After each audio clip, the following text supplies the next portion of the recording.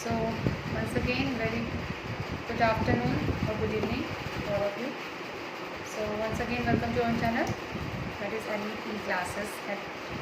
So in the previous part, we all did about the physical properties of metals and non-metals. So if you find any of the difficulty, you can comment us on our YouTube channel, or you can comment us on the email ID, that is nepclasses@gmail.com. So if you have not seen or if you have not watched the previous video, firstly watch that, then only move further. Okay, तो चलिए आज हम start करते हैं अपना again chapter number है हमारा कौन सा 3, metals and non metals. Metals and non metals.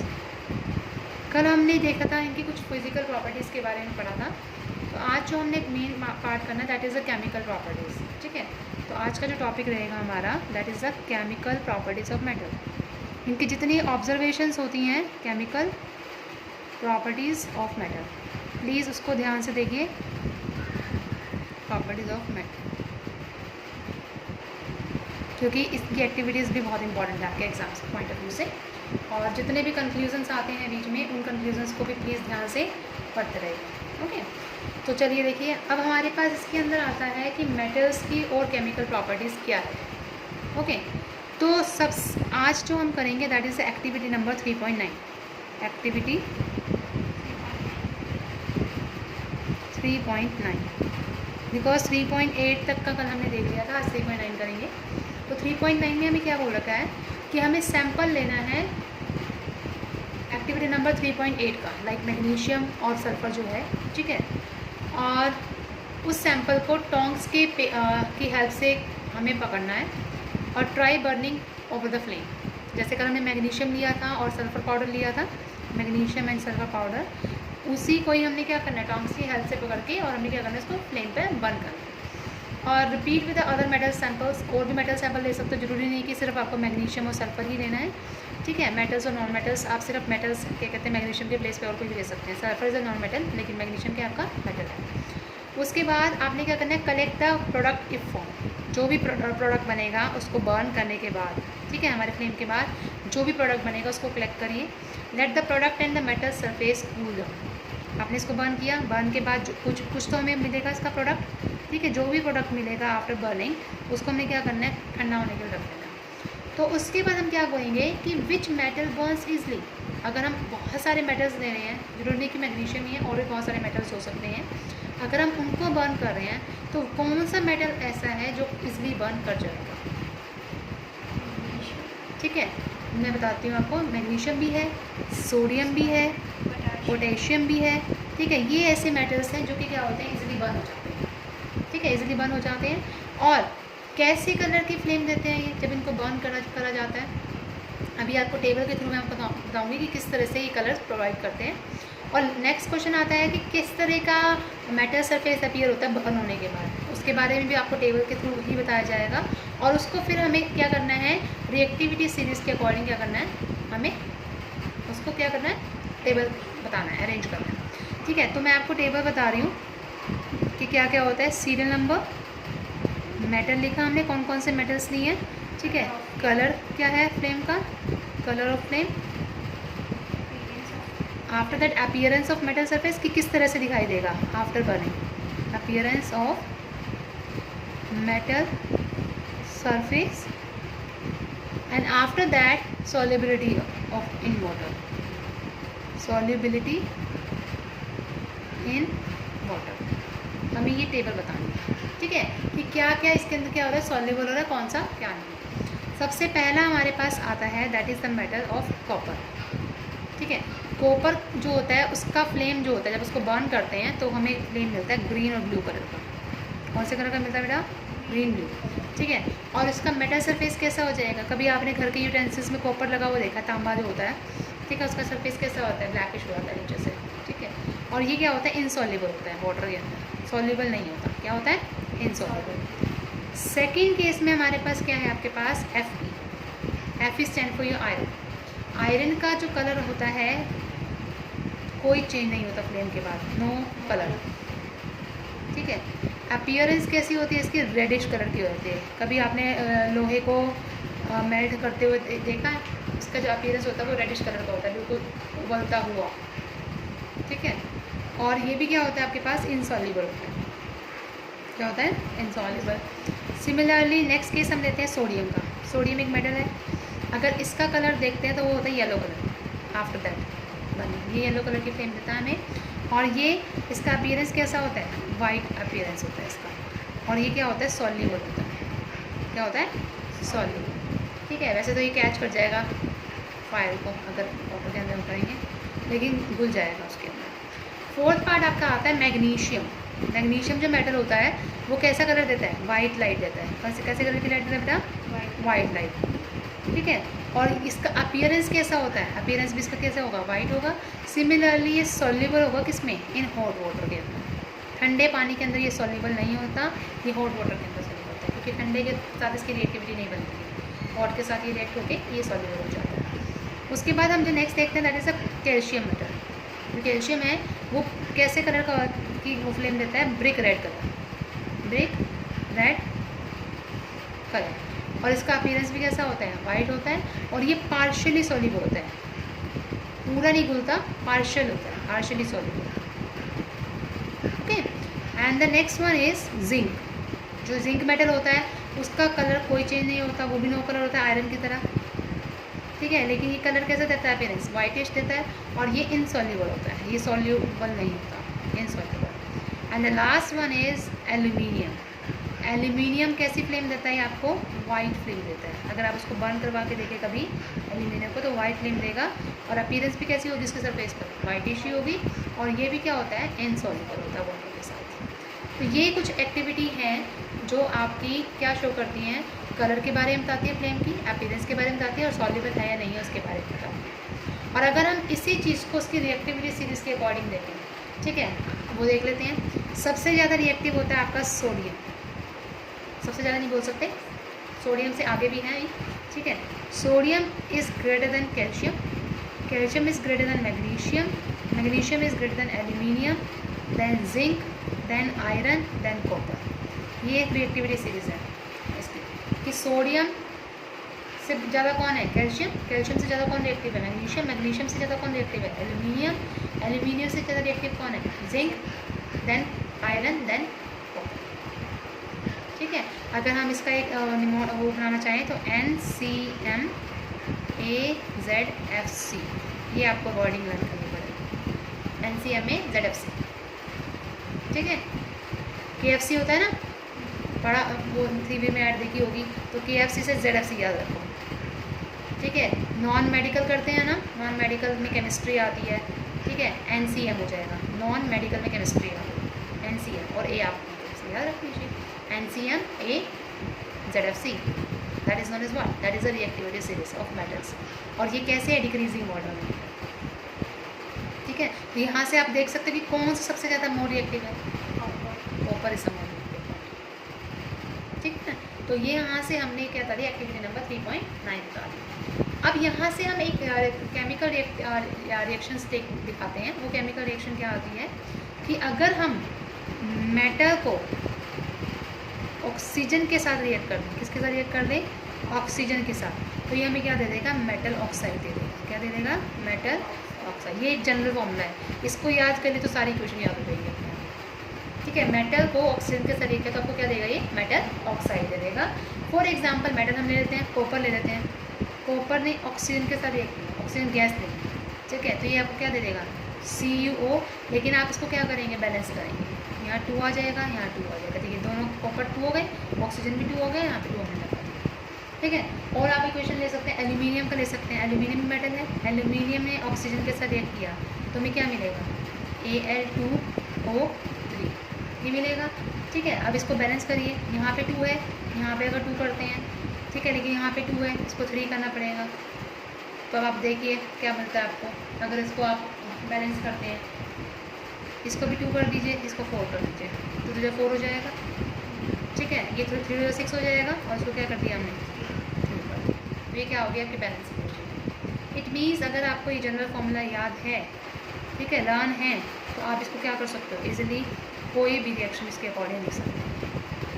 ये जनरल फॉर्मूला आपके लिए याद है। फिर पास क्वेश्चन आता है कि मेटल ने ऑक्सीजन के साथ रिएक्ट किया तो उसके बाद आपको क्या मिलेगा, कैसे केमिकल रिएक्शन होगी, तो बनेगी metal oxide. Metal plus oxygen gives metal oxide, ठीक है। लेकिन आगे बात क्या है कि अगर हम इसके बाद जो आता है तो जो हमने ये करा that is the metal plus oxygen is equal to metal oxide. अब इसके बाद हमारे पास कुछ और चीज़ आती है, कुछ ऐसे ऑक्साइड्स भी होते हैं जो एसिड के साथ रिएक्ट करके हमें क्या देते हैं, कुछ अलग तरीके का सब्सटेंस प्रोड्यूस करते हैं। और इस तरह के ऑक्साइड्स को क्या बोलते हैं, एम्फोटेरिक ऑक्साइड बोलते हैं। क्या बोल रही हूँ मैं, एम्फोटेरिक ऑक्साइड्स क्या होते हैं, एम्फोटेरिक ऑक्साइड्स वो एम्फोटेरिक ऑक्साइड्स फॉर एग्जांपल जैसे Al2O3 है, Al2O3 ये एक ऐसा ऑक्साइड है कि जब हमने क्या करा, इसको एसिड के साथ रिएक्ट किया, HCl के साथ रिएक्ट किया, तो ये हमें क्या देगा, AlCl3 देगा प्लस H2O दे देगा वाटर। बैलेंसिंग आप कर सकते हैं इसको, यहाँ पे 6 आ जाएगा और यहाँ पे कितना आ जाएगा, 2 आ जाएगा, 3 नहीं 2 आएगा, ठीक है। जब आप इसको बैलेंस करेंगे तो इक्वल रहेगा। ऐसे ही अगर आप क्या कहते हैं Al2O3 को बेस के साथ रिएक्ट करते हैं NaOH के साथ, एसिड और बेस के साथ दोनों के साथ रिएक्ट करने पर ये हमें क्या देंगे, इस तरह के ऑक्साइड्स को, इस तरह के सब्सटेंसेस देंगे जिसको हम क्या बोलेंगे, एम्फोटेरिक ऑक्साइड बोलेंगे। ये जो आपका ऑक्साइड्स हैं उसको हम किससे रिएक्ट कर सकते हैं, एसिड और बेस से रिएक्ट कर सकते हैं, दोनों के साथ रिएक्ट कर सकते हैं।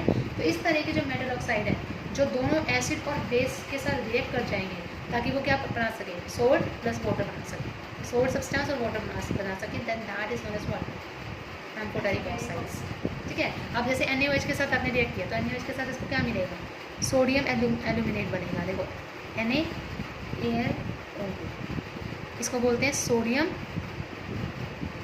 एल्यूमिनेट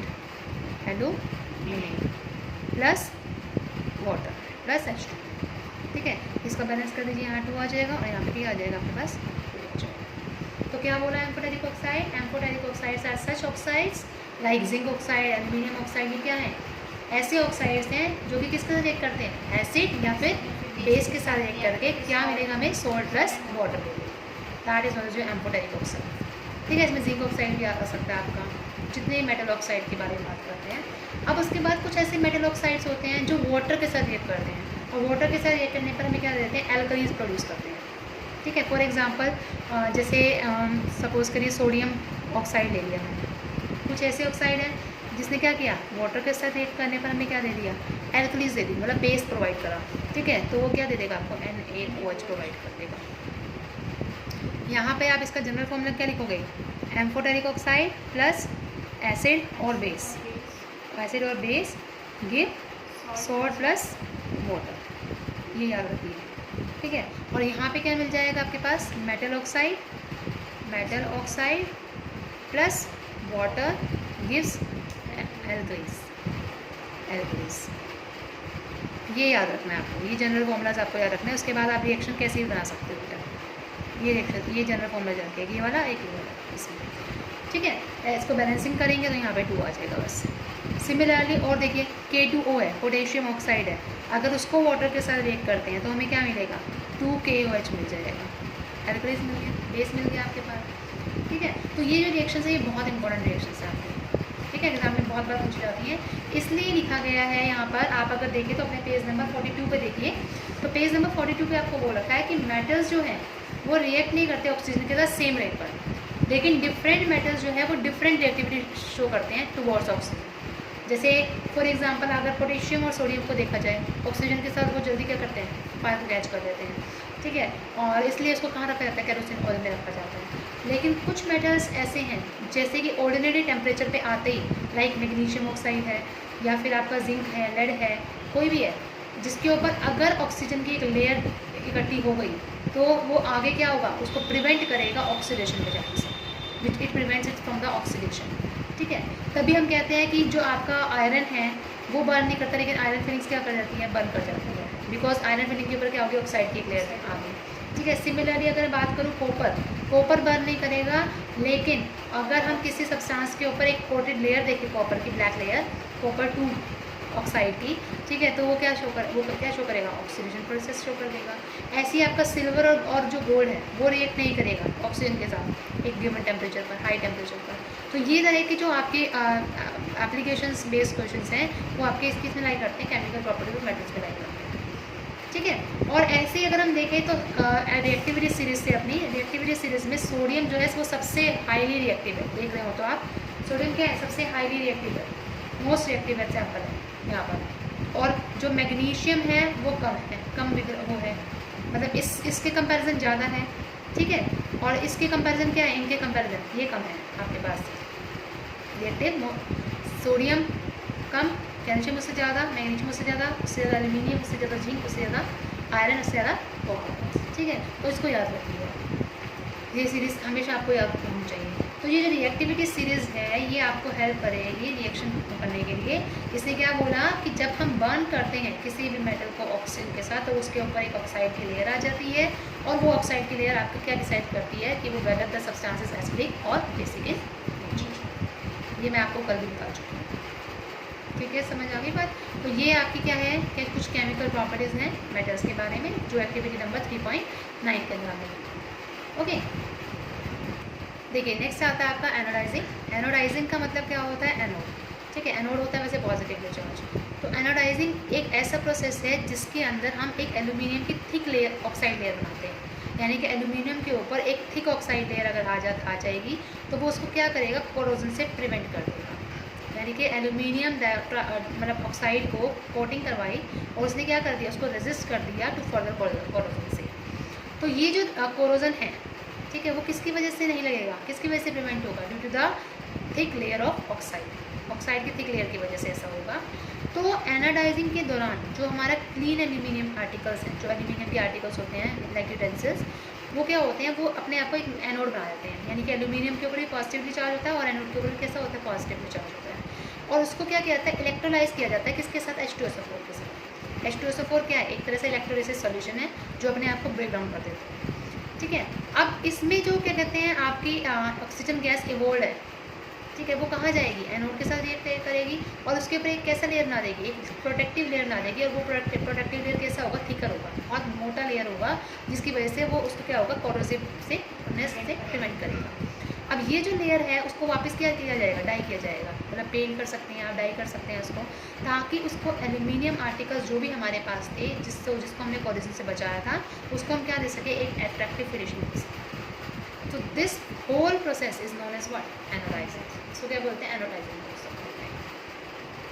तो चलिए अब नेक्स्ट एक्टिविटी की तरफ आते हैं। एक्टिविटी नंबर 3.10 डायग्राम मैंने आपके लिए बना दिया है, राइट। इसमें हमने क्या किया, collect the sample of same metal as use in 3.9 activity. तो जो सैंपल्स उसमें हमने मेटल्स के लिए थे वही हमने क्या कहते हैं यहाँ पे कलेक्शन लेना है। और put small pieces of samples separately in a beaker of half filled with cold water. आपने एक बीकर लेना है, ठीक है, कोल्ड वाटर का है बीकर है हमारे पास। अब हमने क्या करना है, इसके अंदर ये बताना है कि कौन सा मेटल जो है वो रिएक्ट करेगा कोल्ड वाटर के साथ, ठीक है, और उसको अरेंज करना है किसमें, increasing order of reactivity series में विद द कोल्ड वाटर। तो रिएक्टिविटी सीरीज जो कोल्ड वाटर के लिए होती है वो कौन सी होती है, magnesium is less reactive than calcium, is less reactive than sodium, is less reactive than potassium. ये आपके क्या है, इंक्रीजिंग ऑर्डर है किस चीज़ के लिए, reactivity series in the case of cold water, ठीक है। आप याद रखो MCN के, CNG होती है, ठीक है, CNK और MCNK, ठीक है। अब did any metal produce fire on water, क्या कोई मेटल ऐसा भी है जो कि वाटर के साथ रिएक्ट करके फायर कॉज करे, बिल्कुल कर सकता है। आपका सोडियम भी हो सकता है और पोटेशियम भी हो सकता है, ठीक है। ये दोनों मेटल ऐसे हैं जो कि क्या करते हैं, फायर को कॉज करते हैं। Does any metal start floating after some time, होगा बिल्कुल, ठीक है। कैल्शियम और मैग्नीशियम अभी बताएंगे कि क्यों होता है, ठीक है। वैसे कैल्शियम मेनली होता है, कैल्शियम जो है वो क्या करता है, फ्लोट करता है, कुछ टाइम के बाद ये फ्लोट करना शुरू कर देगा वाटर के ऊपर। अब इसने क्या करा कि put the metals that did not react with cold water, आपने वो ऐसे मेटल्स डालने हैं इसके अंदर जो कि कोल्ड वाटर के साथ रिएक्ट नहीं करते, in a beaker half filled with hot water, एक ऐसे बीकर में लेना जो कि half filled of with hot water के साथ फिल्ड है। तो अब आपने क्या कहा इसमें कि for the metal that did not react with hot water arrange the apparatus, हमने एक एपरेटस को अरेंज करना है, ठीक है, उन मेटल्स के लिए जो कि हॉट वाटर के साथ रिएक्ट नहीं करते। तो which metals did not react with even steam, तो स्टीम के साथ रिएक्ट नहीं करते वो कौन कौन से हैं? कॉपर हो गया, एक सिल्वर हो गया, सिल्वर को एजी से डिनोट करते हैं, और गोल्ड हो गया, दैट इज़ नहीं, सिल्वर होता है आपके पास एजी होता है, एजी गोल्ड होता है, तो सिल्वर आपका हो गया एजी और गोल्ड हो गया आपका AU। ये जो ऐसे मेटल्स हैं जो कि ये रिएक्ट नहीं करते, स्टीम के साथ भी रिएक्ट नहीं करते, नॉट रिएक्ट विद स्टीम, ठीक है। तो इस मेटल्स का भी आपको क्या करना है, डिक्रीजिंग ऑर्डर ऑफ रिएक्टिविटी बनानी है विद वाटर के साथ, ठीक है। जैसे कि आपका लेड है, कॉपर है, सिल्वर है, गोल्ड है, ये रिएक्ट नहीं करता वाटर के साथ एट ऑल, बिल्कुल भी रिएक्ट नहीं करता। तो अगर आपको ओवरऑल रिएक्टिविटी सीरीज लिखनी है मेटल्स की विद वाटर के साथ, ठीक है, डिक्रीजिंग ऑर्डर में, तो वो क्या होगी आपकी KNaCa Mg Al Zn और F। ये आपकी क्या है, ये ओवरऑल रिएक्टिविटी सीरीज है मेटल्स की वाटर के साथ रिएक्ट करने पर, ठीक है। और ये क्या देता है आपको, डिक्रीजिंग ऑर्डर प्रोवाइड करता है, ओके। तो अब हमने क्या करना है, यहाँ से बेसिकली हमने क्या देखा कि कौन कौन से मेटल आपके पास क्या कहते हैं वाटर के साथ रिएक्ट करते हैं, कौन से हॉट वाटर के साथ रिएक्ट करते हैं, कौन से स्टीम के साथ रिएक्ट करते हैं, कौन सिंपल वाटर के साथ रिएक्ट करते हैं। तो उसके हम देखेंगे, ठीक है, एक सीरीज देखेंगे।